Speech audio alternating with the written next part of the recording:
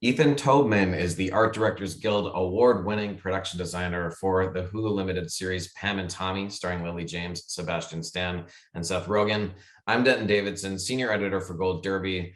Ethan, when you look back on this series as a whole, what is the one thing, maybe big or small, that you look back and you're like, oh, I'm really proud that I got that on the set, whether it's the winding staircase or just a picture on the wall that maybe someone didn't notice but you just loved it. Right. The bedroom was a set that just kept on giving. It very, very early on. I found randomly a suite inside a luxury yacht, and something about the fact that these lives came undone on a boat and the excess of the 90s and the sort of nouveau riche of Hollywood stardom that this couple experienced just really brought me to this excessive bedroom on the water. So that was just the gift that kept on giving. I can't believe I got to build a bed that was 24 feet wide and 16 feet deep. And Pam and Tommy were obviously one of the most iconic couples of the 90s. So what were your thoughts when you were initially presented with this project, and how did you get pulled in? When Craig Gillespie first called me about the project, one of the things he said, and I really trusted him and his guidance when he said this, was, I don't want these people to be cartoons. We cannot present caricatures. They have to have gravitas and depth because we need to empathize with them. And that's a real challenge when you're presenting people who are larger than life at a time in culture that was really excessive and silly in many ways, and that they personified, but they had tremendous humanity and great relatability as I read the scripts and as I started exploring their lives. We just didn't portray them that way or treat them that way. And that in a way makes them even more human to me. So anything that I do is ultimately pulled in by the people that it's about. If I don't understand a character, I can't design around them. And I found it really fascinating to explore a crumbling marriage that is unique to Hollywood, where only in Hollywood can one person's career be skyrocketing as the other's is really plummeting, and in such a publicly digested way. That was really interesting to me. And working with Craig, coming from movies like I, Tonya, he has really almost created a genre for himself of studying female antiheroes of pop culture and finding great depth and great humanity in their stories. And pull us in what it's like to go back to the mid 90s and create this luxury home where you had to almost entirely custom build all of it. So what's that whole process like? And how much time does it take in pre-production and planning it? And then how much time does it take to build it before filming starts? I don't think a lot of people realize everything on this TV show was built. The house, yeah, Seth Rogen's apartment, Taylor Schilling's apartment, the porn studios, the law offices, the Tonight Show, the barbed wire premiere. It's all on stages. And part of the reason for that is access. When you look at Pam and Tommy's actual home, it's not that large. It wasn't that ostentatious or impressive. Tommy's home immediately subsequent to the breakup is, and Pam's house immediately subsequent to the breakup was as well. But we have this idea of how they lived together, and it wasn't quite how the house actually looked. And we decided as a team to create a house that was both more visually interesting for this story, but also reflected who they became as much as who they were at that moment. So how do you go about doing that? All of these shows, particularly in a post-COVID world, we're rushing to the finish line. We never have as much time as we think we're going to have to construct them. And we never have as much money as we need to construct them, partially because of, inflation and the COVID issues that we're all dealing with in the world at large, let alone the film community. But one thing that was really clear to us from the very beginning was the way to tell this story was to make everything around them a little bit larger than life. So everything became customized. My decorator used to make fun of me for saying, I don't know how to design anything without two of them, and they're both custom. So the sofa is a 19-foot diameter. Right. We called it the Tootsie Roll, brown leather. The carpet that it's on is 24 feet in diameter. The curved table around it is 23 feet in diameter. It just kept going on. And it works because they feel so small in this giant, excessive environment that they've created for themselves. As the story goes on, the house kind of becomes a place of prison. We spend more and more time inside the house because they feel less and less comfortable leaving it. So the house had to feel enormous and very, very safe and comfortable. And then it has to become very unsafe and very uncomfortable and sort of representative of the world that's crumbling around them. So the house had a lot of different purposes for us. And we really explored every room being a slightly different world and seeing how she, as his wife who moves into the house, slowly starts taking over the more masculine qualities in the house. She slowly is pushing his clothes off to the right, and her clothes are expanding throughout the walk-in closet until it becomes a very different home for the two of them. And the painted ceiling, you know, what went into that? I love that. It's one of my favorite things we got to do. You know, really early on, Craig and I, the director, Craig Gillespie, and I were riffing on what does it mean to be a Greek American? And we're looking at Italian Americans and the ultimate Scorsese movies of excess, right? Goodfellas being a huge inspiration. Martin Scorsese once described, I think, Goodfellas as being a bullet speeding at the speed of cocaine. And in many ways, that's how the speed of this tape promulgated culture. It was just copied and racing. And we as filmmakers are like racing to keep up with how many people are watching it throughout the series. So we really wanted to play into Tommy's origins as a Greek American and the idea that he thinks it's something that has huge value and huge taste when, you know, for people from other cultures, seeing a sky dome with cherubs and trellises might be a bit tacky. And he just thinks it's, you know, God bless him, one of the most exceptional expressions of wealth and sophistication. One of the interesting things about the storyline is in relation to you is that, you know, a big part of the conflict comes from building within their house. And so what was that like to sort of partially build sets? I mean, you're leaving sets unfinished on purpose because it's a construction site. How was that? What a great question. No one's asked that before. That was one of the most challenging sets in the show. You would think, oh, that's easy. You just stop building a set halfway through. But, you know, if you're building a set that needs to look like it's an actual renovation inside an actual home, you need to see the inner plumbing and insulation and Tyvek inside the walls. And then that poses a problem because those materials have changed since 1996 through 1999 when our show takes place.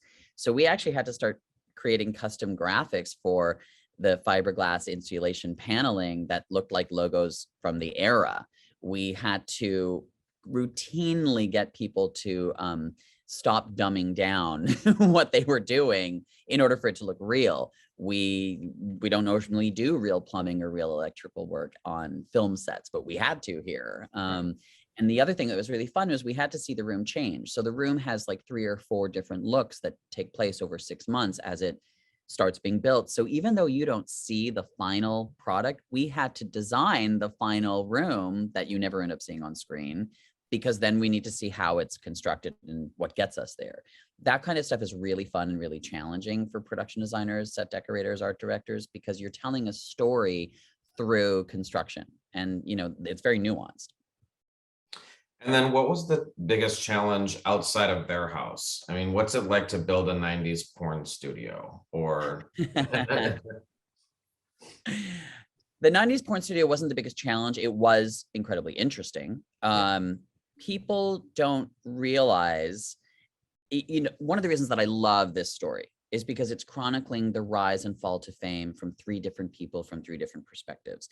And we all know that the Valley is Hollywood's dirty secret film industry, right? The porn industry is always parallel to the film industry. So where the porn industry starts plummeting in the late 90s because of the internet, movies follow suit 10 years later, right? Music follows suit 5 years later. So porn felt it first. And when our story takes place in 1996, we joked that it was like the Babylon of porn. It's the highest time of profit. 1996, highest profits from the highest studio productions in pornography, because everyone's paying for it, but everyone has a lot of media demand. So it's that perfect combination of people have big wallets and there's a lot of product that they can buy. So in some ways, we wanted the film studios to look like the antithesis of Pam's Hollywood life. They are these sort of thrown together, come by chance sets, found objects. There's like everything from water bottles and lube on the back of the wall flats, and every wall's been repurposed 3 or 4 times. But don't forget, this is at an era where porn had sets, and 10, 15 years later, there's no money for any of that in pornography. It's all like in people's homes to save money. So it was really fun to explore that, because you have one character, Pam, who gets really disillusioned by big budget Hollywood filmmaking. And you have another character, Taylor Schilling, who may have wanted to be an actress, but then gets really disillusioned by the dark side of Hollywood and the pornographic industry. And then you have Seth Rogen's character, who grows up in Hollywood and whose father is a big actor, but who's always looking into that fame and celebrity from a glass wall from the outside and never is allowed in. And it's sort of like, in many ways, their journeys are all about the broken dream of pursuing fame in Hollywood. That was really interesting for me, because every set I did outside of the home is meant to contrast the home. So colors, textures that we use inside Pam and Tommy's world, they're the opposite outside: rough, earthy, dark. Whereas everything in Pam and Tommy's world is manicured and beige and cream and soft and lush. So there's some really conscious choices about differentiating between living in LA and pursuing your dreams and people who are in LA whose dreams are actually being achieved. How big of a team does it take to accomplish all of this? I mean, you have a production designer, set decorators, people building. You know, what does that look like, and what's that collaboration like? You know, I've done movies of all different budget sizes and genres.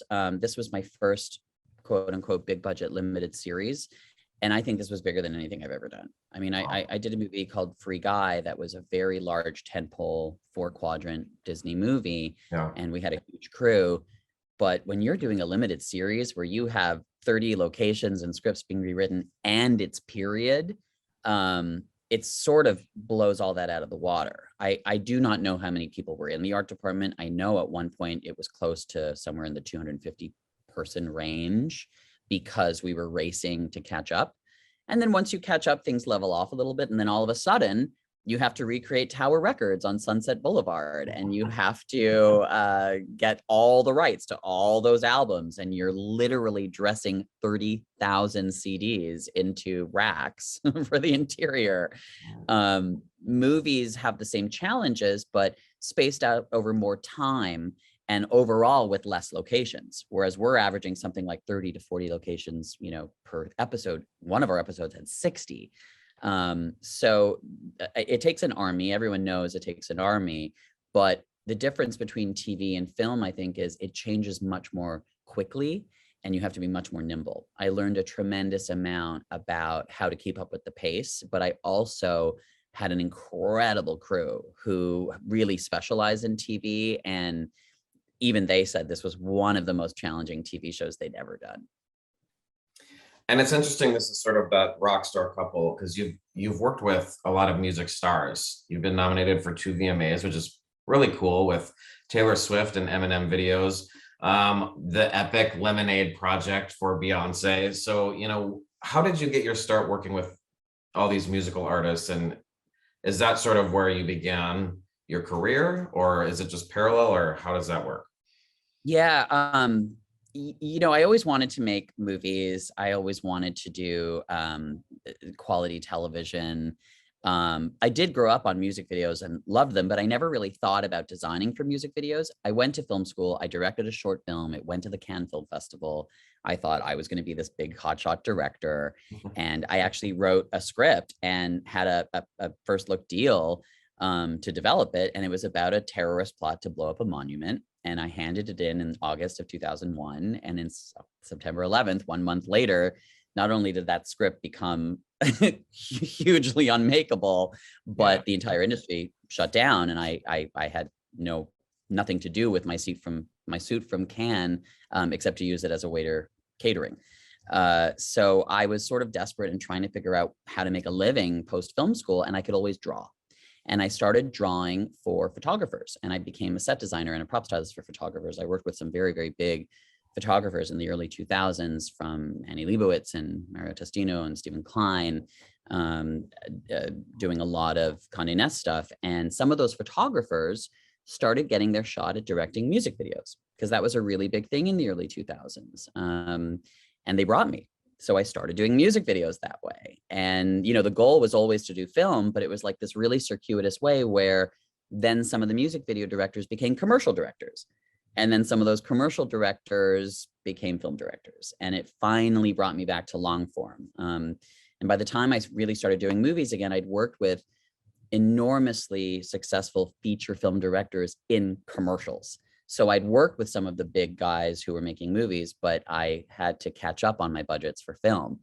And then along the way, I met someone like, you know, Beyonce, Miss Beyonce Knowles, who we just really clicked. And as she started to direct her projects, she started hiring me to design those too. We've been working together off and on for 17 years. And that led me to people like Madonna and Ariana Grande, and then Taylor Swift, who I've developed really consistent, really creatively intimate relationships with, where I think part of the reason they hire me is because I approach music videos from a cinematic perspective. I'm bringing a film language to their mediums, as opposed to just using music videos for the music's sake.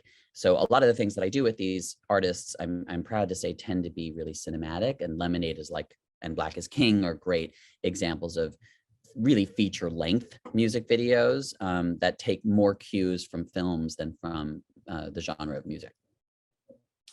Well, Ethan Tobman, thanks so much for talking with Gold Derby today about your work on Pam and Tommy, a little history of your career there as well. It's fascinating.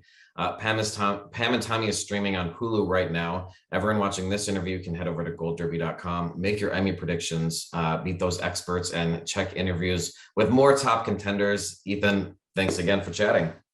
Thank you so much for having me.